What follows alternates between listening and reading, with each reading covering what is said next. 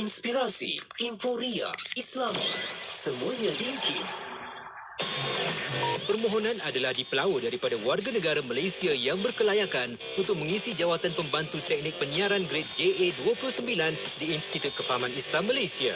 Calon-calon yang pernah menghantar permohonan jawatan ini tidak perlu lagi menghantar permohonan baru. Calon-calon hendaklah warga negara Malaysia yang berumur tidak kurang daripada 23 tahun pada tarikh tutup iklan jawatan.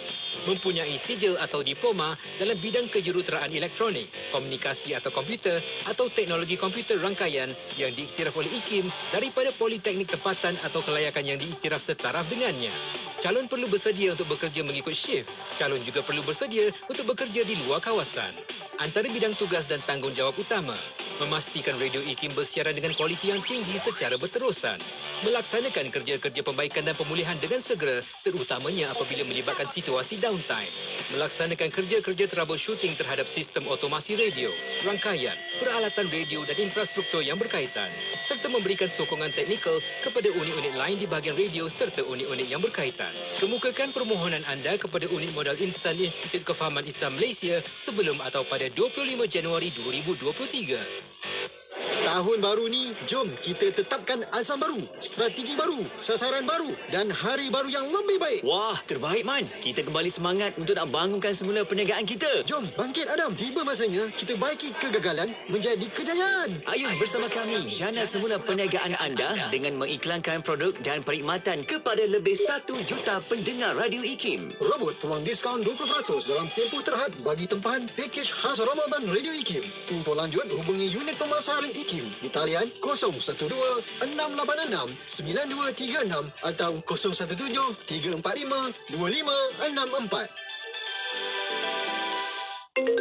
Hello, Assalamualaikum Adila. Saya ni Maria. Waalaikumsalam. Ya, Maria. Kenapa tu? Ni tadi saya dengar radio IKIM. Tempahan sewaan dewan untuk majlis kahwinan dah dibuka dan anak awak nombor 2 nak kahwin kan? Oh, ya ke? Alhamdulillah. Lega sangat. Buat majlis perkahwinan di Dewan IKIM tu, kemudahan surau, parking yang luas, akses ke lebuh raya dekat dan harga yang ditawarkan pun berbatutan. Senang cerita, semualah kemudahan ada.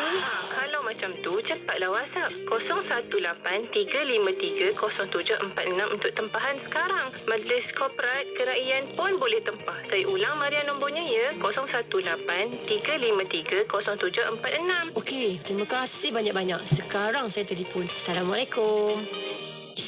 Radio IKIM, platform pemasaran halal nombor 1 di Malaysia, menjemput para peiklan menghadiri seminar perniagaan IKIM Platform Halal 2023 pada 30 dan 31 Januari 2023.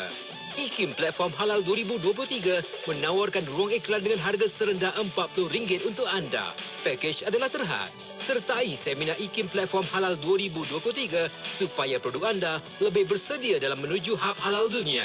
Untuk keterangan lanjut, hubungi 017-858-7765, 019-254-8434 atau 019-657-6127. Jumpa anda di IKIM Platform Halal 2023. Penyampai berkaliber, pengisian bermutu, inspirasi, euforia Islami. Semuanya di IKIM. Ekspresi di IKIM, Inspirasi Euforia Islami. Bersiaran kita waktu ini menerusi rancangan Bicara Adab untuk bersama dengan sahabat pendengar menerusi perkongsian kita pada hari ini, menyambung insya-Allah perkongsian dalam pengajian Kitab Hidayatul Hidayah untuk bab cara meninggalkan maksiat insya-Allah. Bersama kita tak lain tak bukan dah pun bersedia di hujung talian kita ada Ustaz Ahmad Salahuddin Harun. Assalamualaikum Ustaz. Waalaikumsalam warahmatullahi taala wabarakatuh. Terima kasih banyak Ustaz kerana sudi untuk bersama kami sekali lagi perkongsian kita pada hari ini. Tapi sebelum kita nak memulakan pengajian kita Ustaz, kita mulakan dengan doa kita Ustaz untuk awal ini. Silakan Ustaz. Astaghfirullahalazim, astaghfirullahalazim, astaghfirullahalazim. Alladzi la ilaha illa huwal hayyul qayyum wa atubu ilaih. La ilaha illallah wahdahu la syarikalah. Lahul mulku wa lahul hamdu yuhyi wa yumiit wa huwa ala kulli syai'in qadir. Wa la hawla wa la quwwata illa billahil aliyyil azim. Yang dimuliakan Encik Nur Hayati, mudah-mudahan sentiasa dalam rahmat dan pemeliharaan Allah Subhanahu wa taala. Sidang pendengar IKIM yang dimuliakan Allah, Kita mulakan pengajian kita dengan membaca doa majlis ta'lim. Mudah-mudahan Allah Subhanahu wa taala mengurniakan kepada kita kefahaman yang benar. Allah Subhanahu wa taala menjadikan ilmu yang kita pelajari ilmu yang bermanfaat, yang dapat kita amalkan dan kita sampaikan kepada sahabat-sahabat ahli keluarga dan memberi manfaat kepada orang lain. Allahumma amin ya rabbal alamin. A'udzu billahi minasyaitonir rajim. Bismillahirrahmanirrahim. Allahumma inna nuqaddimu ilaika baina aydina kulli nafasin wa lamhatin wa lahzatin wa khatratin wa tarfatin yatrifu biha ahlus samawati wa ahlul ard wa kullu shay'in huwa kainun fi ilmik aw qad kan nuqaddimu ilaika baina aydina dhalika kullih. Allahumma rabbana atina min ladunka rahmatan wa 'allimna min ladunka ilma. Subhanaka la ilma lana illa ma 'allamtana innaka antal alimul hakim. Bismillahirrahmanirrahim. Nawayna at-ta'alluma wat-ta'lim wa tadhakkura wat-tadhkir wan naf'a wal intifa' wal ifadata wal istifadah wal hatha 'ala at-tamassuki bi kitabillahil aziz wa sunnati rasulih wad du'a ila al-huda wad dilalati 'ala al-khair ibtigha'a wajhillahi ta'ala wa ridha'ihi wa qurbihi wa thawabihi subhanah. Allahumma alhimna ilman nafaqahu bihi awamirak wa nawahik warzuqna fahman na'rifu bihi kaifa nunajik ya arhamar rahimin. Allahumma inna nas'aluka fahman nabiyyin wa hifzal mursalin wa ilhamal malaikatil muqarrabin. Allahumma aghnina bil ilmi wa zayyinna bil hilmi wa akrimna bit taqwa wa jammilna bil afiyati ya arhamar rahimin. Allahumma inna nastaudi'uka ma qara'nahu aw naqra'uhu fi hadzal majlis wa ma qablahu wa ma ba'dahu fahfazhu 'alaina hatta taruddahu ilaina waqta ihtiyajina ilayh. Wa sallallahu ala sayyidina Muhammad wa ala alihi wa sahbihi wa sallam. Bismillahirrahmanirrahim. Rabbi shrah li sadri wa yassir li amri wahlul 'uqdatam min lisani yafqahu qawli. وسدد ألسنتنا واهدي قلوبنا وافعل كذلك بأحبابنا أبدا وارزقنا كمال فتوح العارفين والفقه في الدارين مع كمال الإخلاص والصدق واليقين والعافية والغنى والنصر والحفظ والنفع والانتفاع وخيرات الدارين وعلوم الأولين والآخرين. وصلى الله على سيدنا محمد وعلى آله وصحبه وسلم.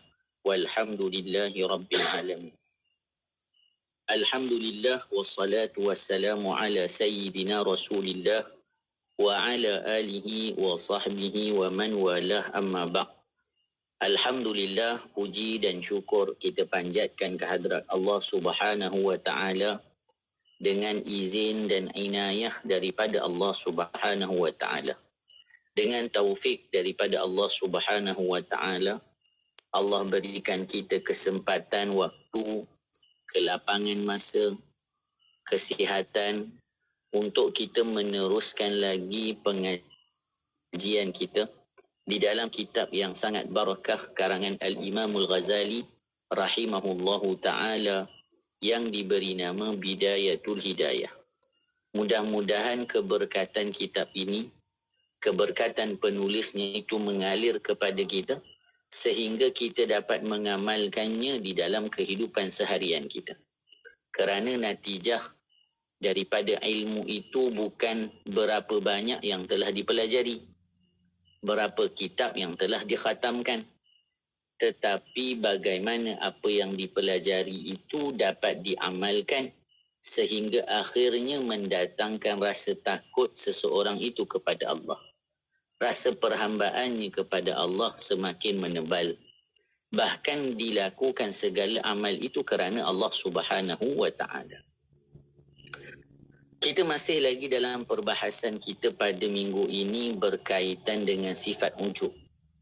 Satu sifat yang perlu dibersihkan daripada diri setiap Muslim. Dan ramai Muslim yang tidak menyedari dirinya telah terjangkit dengan penyakit tersebut. Kerana ia penyakit yang tidak boleh dilihat. tidak boleh dicek dengan apa-apa alat. Kalau ada orang kata, Ustaz, ada je penyakit yang tak boleh dilihat tapi boleh disemak, boleh dicek. Contohnya kencing manis, darah tinggi, boleh cek, tak nampak pun. Betul. Namun ini tidak ada skalanya. Tidak ada cara ataupun alat untuk melihat. Melainkan ianya dapat dilihat pada orang-orang yang punya ilmu dan punya hati yang sejahtera. Sebab itu, membersihkan jiwa, membersihkan hati daripada penyakit-penyakit hati, ini merupakan satu kewajipan, bukan pilihan. Yang kita rasa kita nak bersihkan hati, kita bersihkan. Kita rasa masa ni kita nak cakap tak elok, kita cakap tak elok. Tak. Kita kena melakukan semua yang Allah perintahkan dan meninggalkan segala yang Allah larang. Baik. Masih lagi perbahasan kita di dalam hadis berkaitan dengan bagaimana diminta kepada Sayyidina Muaz untuk menceritakan sebuah hadis yang telah beliau dengar daripada Rasulullah sallallahu alaihi wasallam. Maka Muaz telah ceritakan daripada hadis yang telah kita bicarakan pada minggu yang lalu, bagaimana disebutkan orang melakukan amal. Ada orang yang sampai di langit yang pertama, amalnya sudah tertolak. Ada orang yang sampai ke langit kedua, amalnya telah tertolak. Dan seterusnya. Kemudian disebutkan lagi bagaimana seseorang itu, kita tengok ke belakang sedikit, disebutkan kemudian naik pula malaikat hafazah dengan amalan seseorang hamba. Amalan itu berupa sembahyang, zakat, puasa, haji, umrah, akhlak mulia, banyak berdiam dan banyak berzikir. Kalau kita tengok dengan amalan-amalan ni, kita katakan dia ni orang yang sangat soleh lah. Puasanya ada, zakatnya ada. Ini semua ciri-ciri yang diimpikan oleh seseorang hamba. Kalau orang kata kita ni buat semua amal ni, ataupun kita tengok orang melakukan amal ni, kita kata dia memang orang yang baik. Kita kata dia orang yang taat.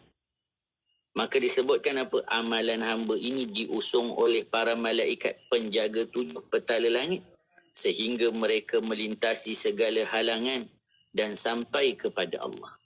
Para malaikat itu berhenti di hadapan Allah dan bersaksi dengan keikhlasan dan kebaikan amalan tersebut. Lalu Allah berfirman kepada para malaikatnya, kamu adalah yang bertugas menjaga amalan hamba-Ku ini, dan sebenarnya Aku lebih mengetahui dengan segala isinya.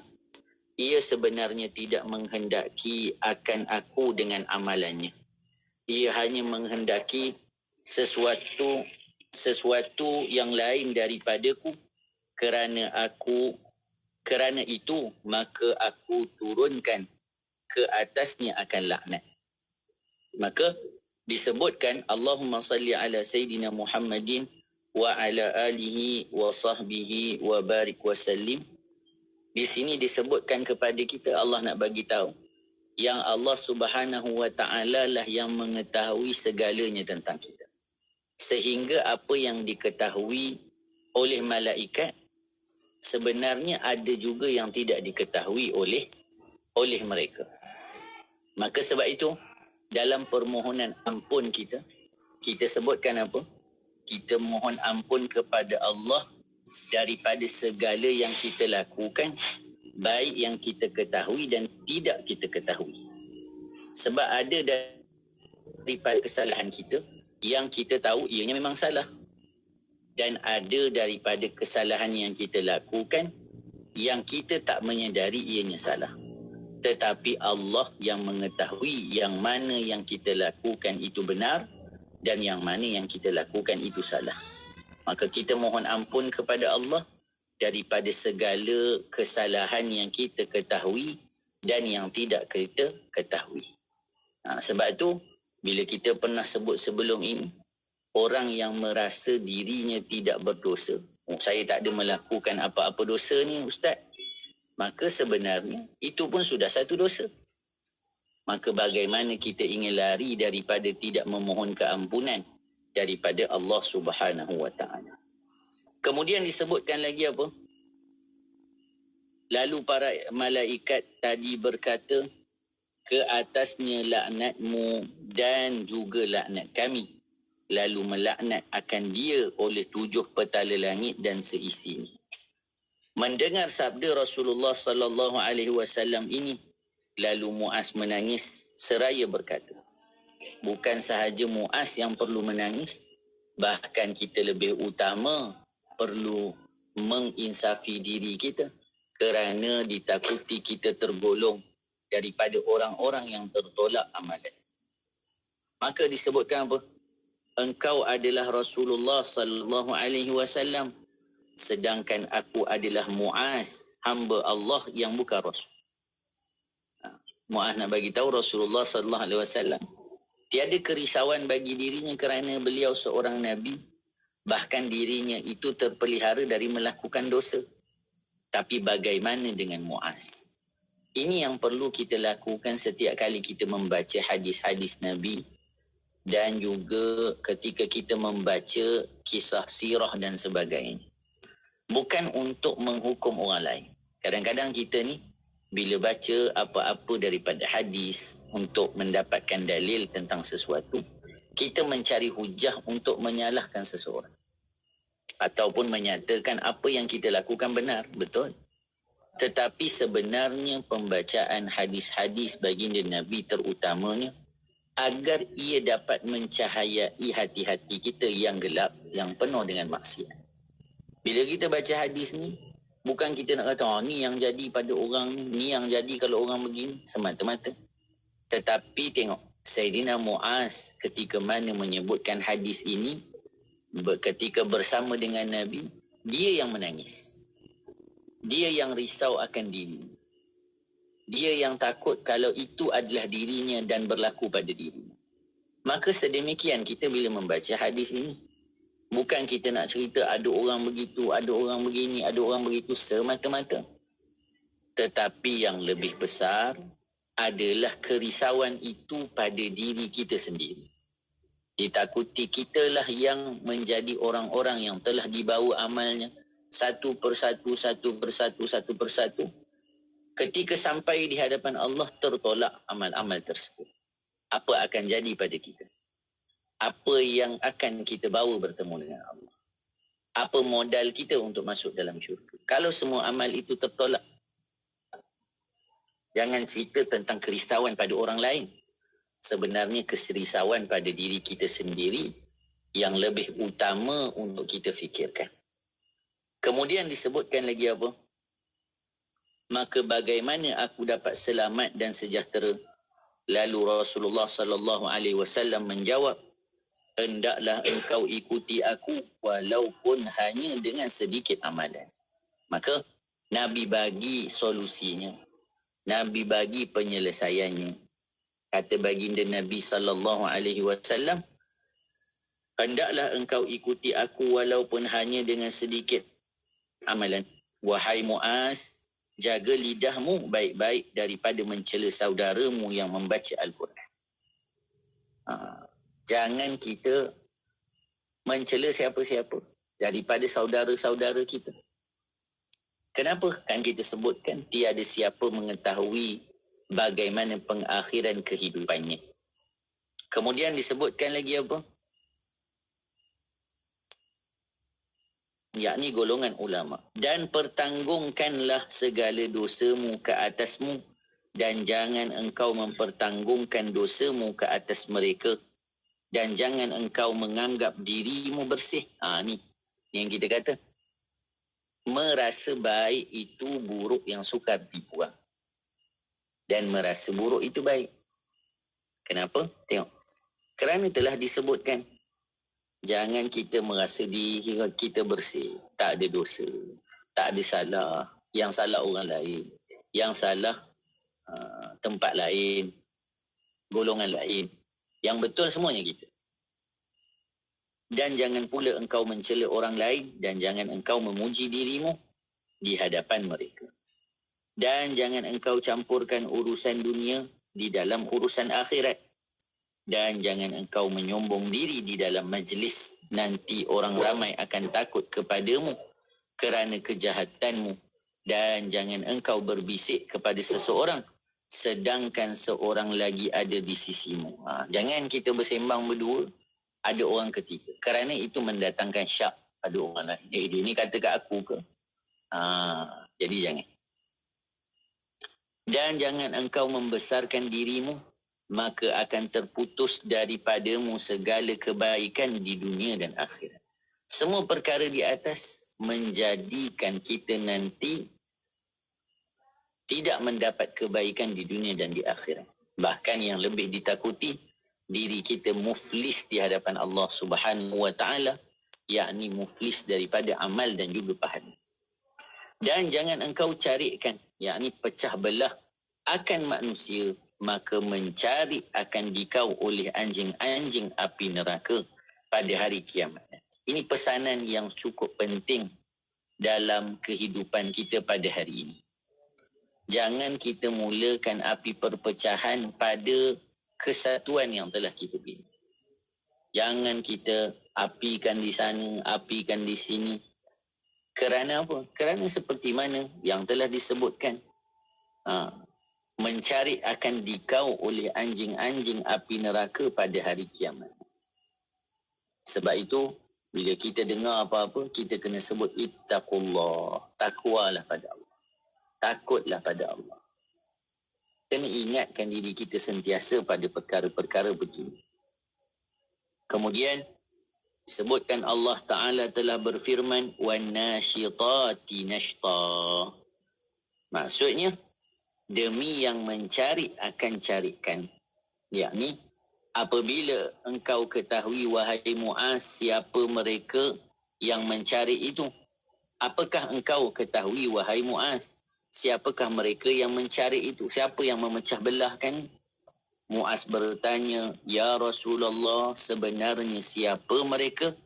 Lalu Nabi menjawab, itulah anjing-anjing garang di dalam api neraka yang akan mencarikan daging sehingga sampai ke tulang. Kalau kita baca dalam hadis menceritakan tentang orang yang ringan siksaannya di akhirat itu adalah dia memijak bara api neraka, menggelegak otaknya cair. Itu orang yang paling ringan siksaan. Maka disebutkan apa? Bila otaknya cair, dia kata, Ya Allah, saya orang yang paling berat siksaannya di neraka. Untuk kita beri ataupun untuk memberi kita faham, Nabi nak bagi tahu kena ingat orang yang paling ringan siksaannya pun dia merasakan dia paling berat. Bagaimana kita mampu untuk melakukan apa-apa maksiat sedangkan yang paling ringan pun tidak mampu dihadapi oleh orang yang disiksa di neraka. Jadi jangan kita cuba dengan apa-apa daripada perkara yang boleh menjerumuskan kita kepada neraka. Sebab itu antara doa yang diajarkan kepada kita supaya kita berdoa, apa dia? Ya Allah, aku memohon syurga-Mu dan juga apa yang mendekatkan aku kepada syurga daripada perkataan, perbuatan, keyakinan dan amalan. Dan aku mohon perlindungan-Mu daripada neraka dan apa yang mendekatkan aku kepadanya daripada perkataan, perbuatan, i'tiqad dan juga amal. Apa saja yang mendekatkan pun kita tak nak. Jangan tunggu, tak apa, tak buat lagi, tak. Dekat pun tak nak, apa lagi nak dilakukan. Mu'az bertanya, Ya Rasulullah, siapakah orang yang mampu melaksanakan segala perkara yang engkau sebutkan tadi? Persoalan itu bukan sahaja kita yang terfikir. Mungkin kita baca hadis tadi, kita kata, macam manalah kita ni nak dapat amal yang diterima kalau tengok gaya ni, tak ke mana kita ni kan. Sahabat pun punya fikir macam kita. Macam mana nak buat ni? Maka tengok Nabi jawab. Sebelum Nabi jawab, tengok apa Mu'az kata. Dan siapakah yang akan selamat daripada siksaan ni? Siapa yang boleh selamat? Nabi SAW menjawab, itu sebenarnya mudah bagi orang yang dimudahkan oleh Allah. Maksudnya apa? Pergantungan itu kepada Allah. Maka dalam sebahagian doa kita sebut Allahumma yassir alaina kulla asir fataysirul asir alaika yasir. Ya Allah, mudahkan ke atas kami semua yang susah. Kerana semua yang susah itu bagi engkau mudah. Ke atas engkau tu mudah. Semua yang susah tu sebenarnya ke atas engkau mudah. Berharap kepada Allah, mohon bantuan Allah agar diberi kemudahan oleh Allah. Maka antaranya yang kita doa macam tu lah. Yassir alaina kulla asir. Mudahkan ke atas kami semua yang susah. Fataysirul asir. Memudahkan yang susah bagi engkau tu mudah. Kemudian disebutkan lagi apa? Itu sebenarnya mudah bagi orang yang dimudahkan oleh Allah. Kemudian lalu Khalid bin Ma'dan berkata, maka aku tidak pernah melihat seseorang yang banyak membaca Al-Quranul Karim daripada Muaz kerana beliau faham terhadap hadis yang besar ini. Maka disebutkan bahawasanya inilah yang akan berlaku kepada orang-orang yang memahami Al-Quran dan hadis dengan benar. Kita ni kalau kita baca dan kefahaman kita tidak benar, maka apa akan jadi pada kita? Hilang rasa pengharapan kita kepada Allah. Kita rasa Allah tak adalah, tak. Tapi orang-orang saleh tidak pernah sedemikian. Ketika mereka merasa ataupun membaca tentang hadis ini, maka mereka terus menambah amal mereka kerana mereka tidak pernah putus harap kepada Allah. Sebagaimana yang kita doa bila kita dengar daripada hadis ni, kita tak boleh tinggal untuk doa apa dia? Allahumma maghfiratuka awsa'u min dhunubina wa rahmatuka arja indana min a'malina. Ya Allah, maghfiratuka, keampunanmu lebih luas daripada dosa-dosa. Maksudnya apa? Ya Allah, saya tahu saya ni banyak dosa. Dosa saya cukup banyak. Lalai saya cukup banyak. Amal saya banyak tak ikhlas. Tapi saya meyakini keampunanmu lebih luas daripada dosa-dosa saya. Wa rahmatuka arja indana min a'malina. Ketika mana saya tahu amal ini Allah tak terima kalau ada riak, kalau ada takabur, kalau ada sombong, kalau ada sum'ah, kalau ada ujub, maka saya tidak bergantung dengan amal saya. Tapi apa yang kita sebutkan? Wa rahmatuka arja indana min a'malina. Ya Allah, sebenarnya rahmatmu lebih saya harapkan dari amal-amal saya. Saya tak bergantung dengan amal, tapi mengharap rahmat daripadamu. Kemudian kata Al-Imamul Ghazali, maka hendaklah engkau renungkan baik-baik perkara yang terkandung di dalam hadis. InsyaAllah selepas ni kita akan sambung lagi untuk mendengar apa pula kupasan Imam Ghazali berkaitan hadis yang telah kita baca tadi.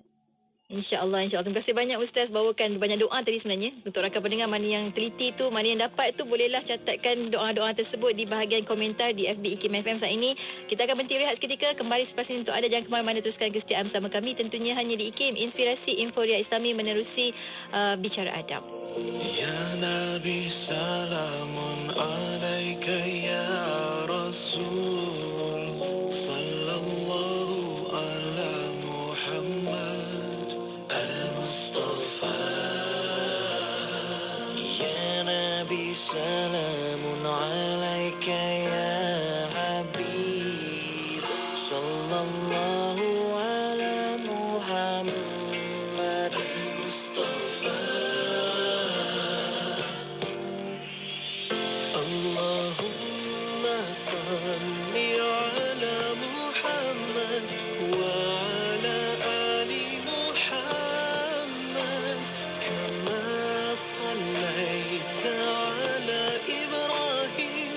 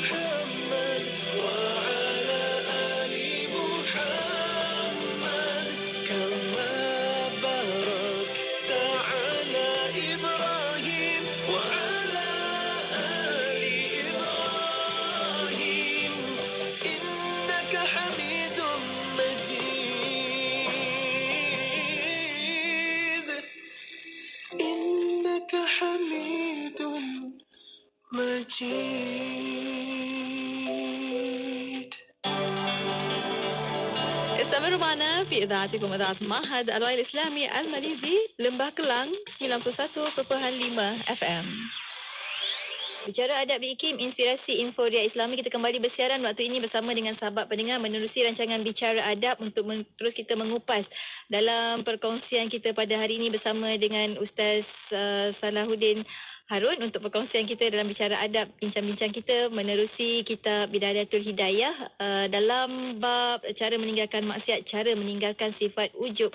Ustaz, kita teruskan lagi perkongsian kita pada kali ini. Silakan Ustaz. Bismillahirrahmanirrahim. Kita sambung perbahasan kita pada malam ini dengan mendengar komentar dan juga syarahan Al-Imam Al-Ghazali berkaitan dengan apa yang telah disampaikan oleh Sayyidina Muaz daripada pesan-pesannya Rasulullah sallallahu alaihi wasallam. Kata Al-Imam Al-Ghazali, maka hendaklah engkau renung baik-baik perkara yang terkandung di dalam hadis ini, wahai orang yang gemar kepada ilmu pengetahuan. Orang yang dia suka pada ilmu, dia kena tilik, dia kena tengok, dia kena amati. Dan ketahuilah bahawasanya sebesar-besar sebab yang dapat mengukuhkan perangai yang jahat di dalam hati ialah menuntut ilmu dengan tujuan hendak menunjukkan kelebihan dan dengan tujuan supaya pandai bercakap. Tengok pesanan Imam Ghazali kepada penuntut ilmu. Bukanlah kita nak mengetahui perkara-perkara ini agar orang melihat kita orang yang bijak, ataupun supaya kita dapat melihat kelebihan pada diri kita dan kekurangan pada orang lain. Tapi kita sebutkan apa? Di dalam hati ialah menuntut ilmu dengan tujuan hendak menunjukkan kelebihan dan dengan tujuan supaya pandai bercakap. Kerana orang awam, yakni orang yang tidak berilmu, adalah agak lebih jauh daripada perangai-perangai yang jahat. Dan orang yang mencari ilmu adalah menjadi sasaran penyakit-penyakit hati yang dapat membinasakan. Maka lihatlah pada dirimu dan timbanglah baik-baik yang mana lebih penting dan yang mana lebih baik. Ini untuk diambil perhatian. Apakah yang lebih baik itu belajar ilmu yang membawa engkau supaya berhati-hati daripada segala perkara yang dapat membinasakan engkau, lalu engkau sibuk dengan membaiki hatimu dan membangun akhiratmu. Jadi di sini pesanan Imam Ghazali supaya kita kena tahu apa yang kita perlu belajar dan untuk apa. Sebab itu Nabi ajar kita doa, Allahumma inna na'udzubika min ilmin la yanfa'. Ya Allah, kami mohon perlindunganmu daripada ilmu yang tidak bermanfaat. Ilmu yang tidak bermanfaat apa dia? Yang kita tidak boleh amalkan. Yang tidak memberi kebaikan kepada kita.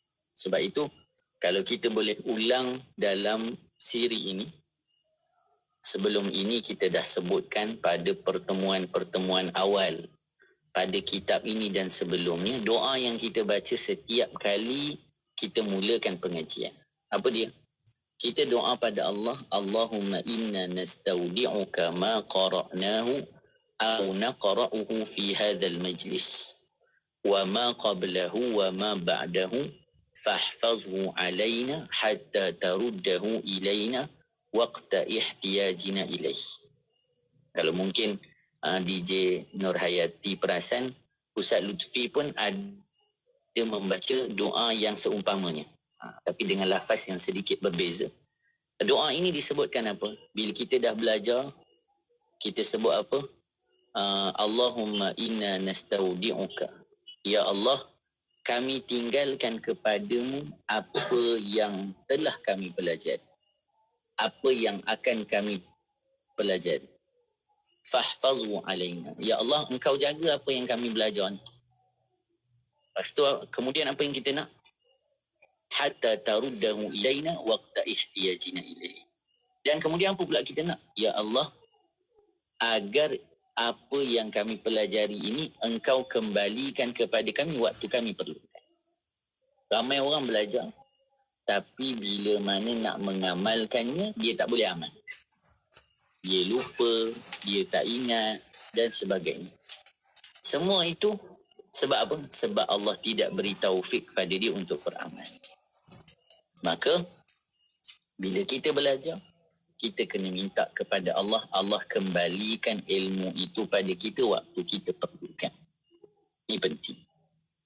Maka kemudian disebutkan oleh Imam Ghazali, ataukah yang lebih baik itu engkau bergaul dengan orang yang bercakap kosong, maka engkau mencari ilmu yang menjadikan engkau orang yang takbur, riak, hasad, ujub, sehingga akhirnya engkau binasa bersama orang yang binasa.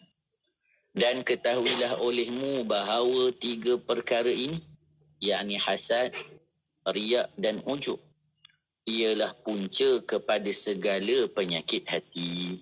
3 sifat ini yang kita kena jaga daripada merosakkan diri kita. Dan baginya tempat tumbuh yang sama, iaitu hubbud dunia. Dekat hati juga boleh jadi tempat tumbuh cinta kepada dunia. Maka Nabi sebut bahawasanya penyakit orang-orang pada akhir zaman, apa dia? Hubbud dunia wa karahiyatul maut. Mereka ini cinta kepada dunia dan mereka takut pada kematian. Mudah-mudahan Allah memelihara kita semua daripada 2 sifat tersebut. Allahumma amin ya rabbal alamin. Oleh kerana itu Rasulullah sallallahu alaihi wasallam pernah bersabda, hubbud dunya ra'su kulli khati'atin. Artinya cinta dunia itu adalah punca daripada segala kejahatan. Namun demikian, dunia juga adalah bendang untuk akhirat. Ketika kita kata, oh, saya tak nak lah dunia ni, semua dunia je. Kita kata, kan ada orang, dia, dia kata, oh, saya tak nak ni, semua dunia je. Tapi kita kena tahu, ada orang dia kata, saya tak nak lah ni semua dunia, saya nak duduk dalam gua je contoh. Dia perlu juga memahami, untuk mendapat hasil di akhirat, memang tempatnya di dunia. Bagaimana kita mendapat sesuatu di akhirat? Kita mendapat sesuatu di akhirat dengan apa yang kita kerjakan di dunia. Maka disebutkan ad-dunya mazra'atul akhirah. Dunia ini ladang untuk kita nanti menuai hasil di akhirat. Maka perlu kita lakukan amal, perlu kita bersihkan hati. Dan kita kena fahami di sini, nak bawa kita untuk faham. Ingat, sebenarnya kehidupan kita adalah ibadah. Orang kalau dia sudah berumah tangga contoh, maka memberi nafkah kepada keluarga, anak-anak, isteri, beri mereka perlindungan, makanan. Itu bukannya satu yang sia-sia. Itu adalah ibadah yang besar.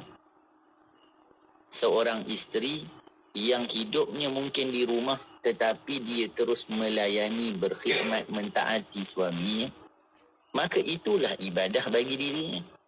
Bukan hanya semata-mata dia salat, puasa, zakat, zikir, tetapi perbuatannya mentaati suaminya, itu ibadah yang besar. Hari ini ramai ataupun mungkin orang tak merasakan mentaati suami itu satu ibadah. Sedangkan itulah ibadah yang paling besar bagi seorang perempuan. Maka kenapa Nabi sebut ramainya orang perempuan itu masuk ke neraka? Kerana sifatnya dalam melayani suaminya yang tidak selayaknya sifat itu dilakukan pada suaminya. Ini perkara yang perlu kita ambil perhatian. Makna ibadah apabila disempitkan, maka terjadilah orang yang hanya memahami ibadah itu hanya di rumah-rumah ibadat. Sebenarnya ibadah itu seluruh kehidupan kita. Adakah Allah kita hanya ketika di masjid? Ajaib. Kalau kita jadi orang yang hanya menjumpai Allah di masjid, Habis bagaimana dengan muamalah harian kita? Maka perkara ini perlu untuk kita ambil perhatian. Kata Imam Ghazali rahimahullahu ta'ala, namun demikian dunia juga adalah bendang untuk akhirat. Maka siapa yang mengambil dunia sekadar yang ia perlukan, iaitu sekadar yang digunakannya untuk sampai ke negeri akhirat, maka dunia yang seperti ini adalah ladang akhirat. Tetapi siapa yang mengambil dunia hanya semata-mata untuk mencari kesedapan dan kebahagiaan, maka dunia itu pasti akan membinasakannya. Inilah sedikit sebanyak yang kami sebutkan dalam bicara takwa yang zahir, yang merupakan perjalanan dalam menuju hidayah. Apabila engkau mencubanya dan engkau mendapati nafsumu dapat mengikutinya, maka teruskanlah dengan membaca kitab Ihya Ulumuddin supaya engkau sampai kepada bicara takwa yang batin. Kemudian setelah itu apabila hati nuranimu telah engkau penuhkan dengan takwa, maka ketika itulah akan terbuka pula bagimu segala hijab antaramu dan antara Tuhanmu. Dan akan terbuka pula bagimu segala cahaya ma'rifah dan akan mengalir daripada hatimu pancaran hikmah dan akan jelaslah bagimu segala rahsia alam muluk, yakni alam yang nampak di mata, dan rahsia alam malakut, alam yang tidak dapat dilihat. Dan akan mudahlah bagimu mencapai ilmu hakikat yang menjadikan engkau memandang rendah terhadap ilmu yang baru-baru yang tidak ada disebutkan pada para sahabat di zaman para sahabat dan para tabi'in. Dan jika engkau hanya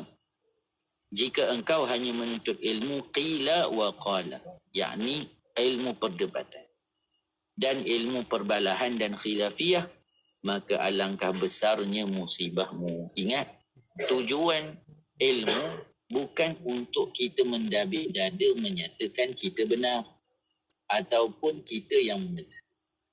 Tetapi sebagaimana telah kita sebutkan, hasil samarah, buah daripada ilmu adalah ketaatan kepada Allah Subhanahu wa ta'ala. Ketika itu buatlah apa sahaja yang engkau kehendaki, kerana dunia yang engkau tuntut dengan menggunakan agama sudah tidak selamat lagi bagimu, manakala akhiratmu pula pasti akan hilang daripadamu. Maka sesiapa yang mencari dunia dengan menggunakan agama, ia akan rugi di dunia dan akhirat. Ini pesanan kepada diri kita sendiri. Bahkan bukan untuk awam sahaja, tetapi khusus untuk diri saya yang membacanya, yang menyebutkan apa? Jangan kita menjadikan dunia ataupun mengejar dunia dengan akhirat kita. Jangan jual agama kita untuk mendapatkan sesuatu yang bersifat dunia yang nanti di akhirat tidak ada nilai. Bahkan kehidupan di dunia sangat sebentar untuk kita jual akhirat kita yang sifatnya abadi dan kekal. Kemudian ia akan rugi di dunia dan akhirat. Dan siapa yang meninggalkan dunia dan memberi penumpuan kepada agama, pasti akan untung kedua-duanya sekali. Maka inilah petunjuk untuk engkau memulakan perjalananmu pada bermuamalat dengan Allah Ta'ala dan menunaikan segala suruhannya dan menjauhkan segala larangannya.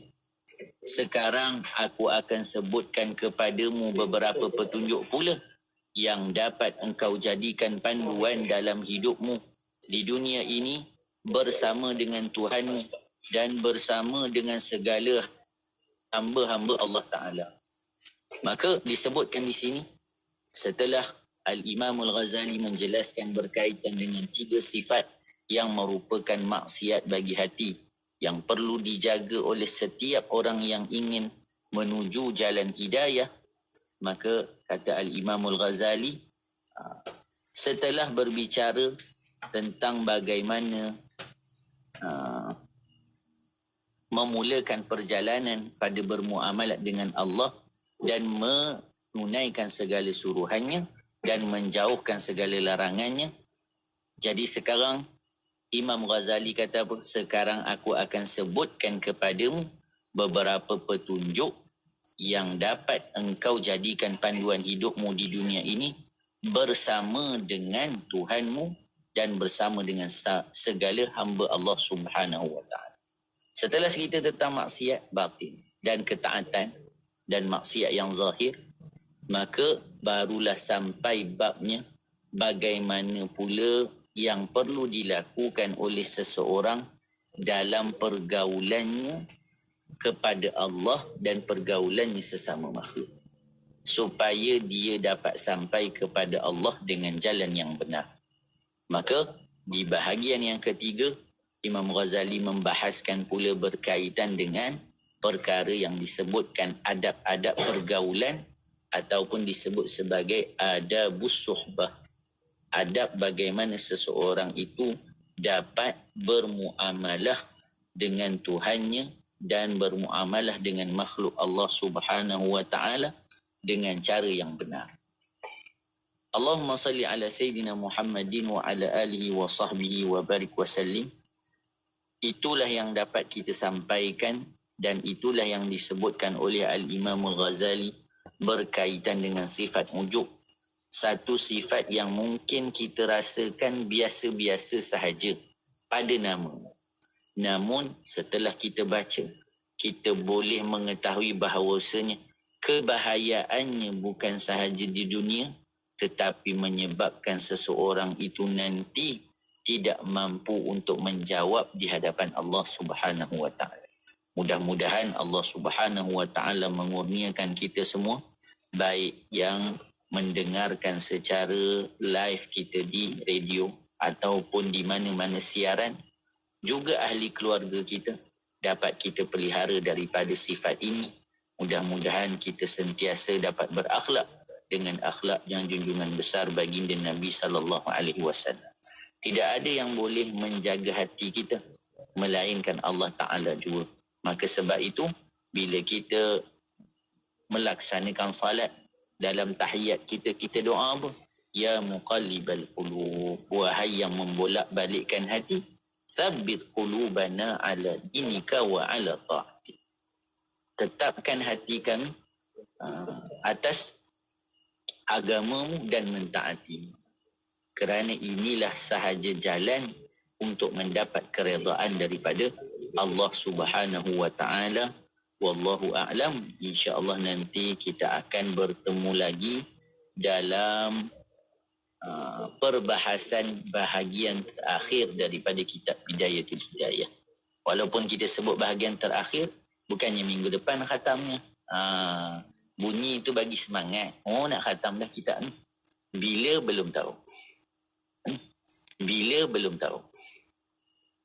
Masya Allah, Alhamdulillah. Masya Allah, Alhamdulillah. Terima kasih banyak Ustaz. Ustaz, cuma nak tanya sikit Ustaz, boleh tak Ustaz? Sebab dalam kita belajar tentang cara menikahkan maksiat dan sebagainya, kita banyak dengar tentang syurga, tentang neraka. Macam mana sebenarnya Ustaz adab kalau kita mendengar tentang nikmat syurga dan juga adab kalau kita mendengar tentang sisaan neraka? Apa yang kita dah sebagai pendengar ni nak kena ucap ke, nak kena apa Ustaz? Bismillahirrahmanirrahim. Soalan yang baik. Selalunya soalan DJ lagi susah, kan? Baik. Bila kita cerita tentang syurga dan neraka, maka kita tahu syurga itu tempat balasan bagi orang-orang yang mentaati Allah. Dan neraka adalah balasan bagi orang yang maksiat dan juga ingkar kepada perintah Allah. Dua perkara tersebut telah kita fahami. Maka syurga adalah nikmat dan neraka adalah sebaliknya. Para guru kita menyebutkan, kita kena ingat satu perkara. Semua yang di dunia ataupun semua yang Allah ciptakan adalah untuk kita. Hatta syurga dan neraka Allah cipta untuk kita. Syurga dan neraka Allah cipta untuk apa? Untuk kita. Kita taat syurga. Kita maksiat waliyadzubillah, tempatnya di neraka. Maka syurga dan neraka itu sendiri Allah ciptakan untuk kita. Maka kalau kita tak minta pun sebenarnya, kan? Kalau kita tak minta pun sebenarnya, maka seseorang itu di antara keduanya. Kalau tidak di sini, di sana. Maka para guru kita kata apa? Ingat, semua Allah ciptakan untuk kita. Tetapi kita diciptakan untuk Allah. Ini satu poin yang penting kita faham. Syurga dan neraka itu sudah tentu akan diperoleh oleh seseorang. Maka sebenarnya kita beramal sendiri pun, maka kan kalau kita baca dalam tasawuf ni, perbincangannya di sinilah. Dalam perbahasan fiqh, ya, kita bahaskan dapat pahala masuk syurga. Tapi dalam perbahasan tasawuf disebutkan hatta orang-orang soleh, mereka memahami sebenarnya bukan bicara tentang yang mereka ingini itu adalah syurga ataupun neraka, kerana syurga dan neraka sudah ditentukan nanti di mana tempat. Bahkan ia diciptakan untuk kita. Tetapi kita itu diciptakan untuk Allah Subhanahu wa ta'ala. Maka sebab itu yang kita perlu minta keredaannya, yang perlu kita minta agar keampunannya dan sebagainya. Namun sebagai seorang hamba, kita melakukan apa yang telah Nabi perintahkan. Kita lakukan apa yang Allah perintahkan. Allah suruh kita berdoa, kita doa, perbuatan doa ibadah. Nabi ajar kita untuk minta syurga, kita minta syurga, perbuatan itu ibadah. Bahkan bila kita melakukan taat, sebenarnya itu jalan kita melangkah ke arah syurga. Walaupun semuanya itu atas ketentuan Allah. Maka ketika kita mendengar tentang nikmat syurga, mendengar tentang orang yang Allah pilih untuk masuk syurga, maka kita kena tadah tangan, ya Allah, jadikan saya daripadanya. Ya Allah, masukkan saya ke dalam syurga. Maka itu kita punya reaksi. Dan kita mendengar tentang api neraka, maka kita minta perlindungan daripada Allah. Sebagaimana diajarkan dalam kitab-kitab fiqh. Ketika kita sampai pada ayat untuk Allahumma salli ala sayyidina Muhammadin wa ala alihi wa sahbihi wa barik wa sallim. Ketika kita sampai pada ayat jauh daripada api neraka ataupun tentang azab api neraka, kita dianjurkan untuk minta jauh daripada azab tersebut. Dan ketika mana kita mendengar ayat tentang syurga, maka kita mohon kepada Allah agar dikurniakan. InsyaAllah. Terima kasih banyak Ustaz untuk pencerahan. Ustaz, sampai ke hujung. Sedikit kesimpulan sebelum kita nak sambung minggu depan untuk bab yang baharu. Silakan Ustaz. Allahumma salli ala sayyidina Muhammadin wa ala alihi wa sahbihi wa barik wa sallim. Sidang pendengar IKIM yang dimuliakan Allah Subhanahu wa ta'ala. Tidak banyak yang ingin kita perkatakan pada khulasah ataupun kesimpulan kita pada hari ini. Cukuplah sebagai seorang hamba, kita kena terus mengharap kepada Allah agar Allah jadikan daripada hamba-hamba yang taat. Dan Allah Subhanahu wa ta'ala menjaga diri kita daripada melakukan maksiat. Tiada daya dan upaya bagi diri kita, melainkan hanya kepada Allah juga tempat kita berharap dan memohon bantuan. Wallahu a'lam. InsyaAllah kita akan bertemu lagi pada pertemuan akan datang. InsyaAllah. Terima kasih banyak Ustaz untuk pertemuan kali ini. Semoga Allah memudahkan segala urusan Ustaz di bumi Madinah, bumi Nabi. Masya Allah. Terima kasih banyak Ustaz. Bertemu lagi minggu hadapan insyaAllah Ustaz. Assalamualaikum. Assalamualaikum warahmatullahi wabarakatuh. Dan untuk anda sahabat pendengar, teruskan kesetiaan bersama kami tentunya hanya di IKIM Inspirasi.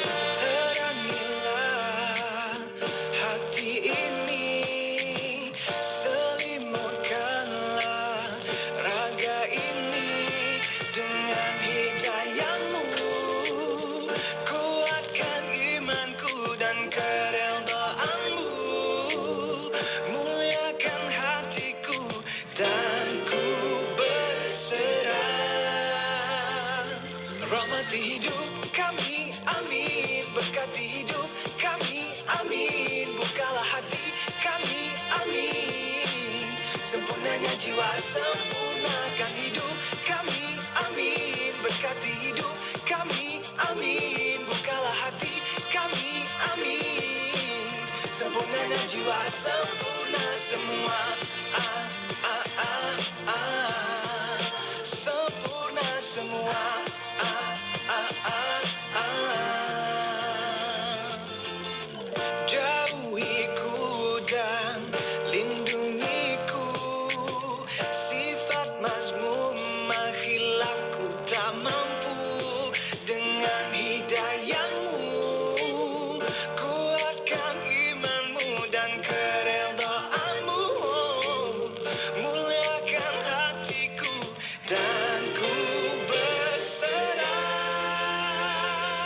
rahmati hidup kami, amin. Berkati hidup kami, amin. Bukalah hati kami, amin. Sempurnanya jiwa, sempurnakan hidup kami, amin. Berkati hidup kami, amin. Bukalah hati kami, amin. Sempurnanya jiwa, sempurna manusia. Punya kelemahan untuk hadapi dunia. Rahmati hidup kami, amin. Berkati hidup kami, amin. Bukalah hati kami, amin. Sempurnanya jiwa, sempurnakan kami, amin. Berkati hidup kami, amin. Bukalah hati kami, amin. Sempurnanya jiwa, sempurnakan hidup kami, amin. Berkati hidup kami, amin. Bukalah hati kami, amin. Sempurnanya jiwa, sempurna semua. Sempurna semua. Amin. Inspirasi, Inforia, Islami, semuanya di IKIM. Saksikan amanat Yang Amat Berhormat Perdana Menteri sempena program Wacana Membangun Negara Madani pada 19 Januari 2023 hari Khamis pukul 11.30 pagi langsung dari Pusat Konvensyen Antarabangsa Putrajaya PICC. Pesanan ini dibawakan kepada anda oleh Kementerian Komunikasi Digital. Hentikan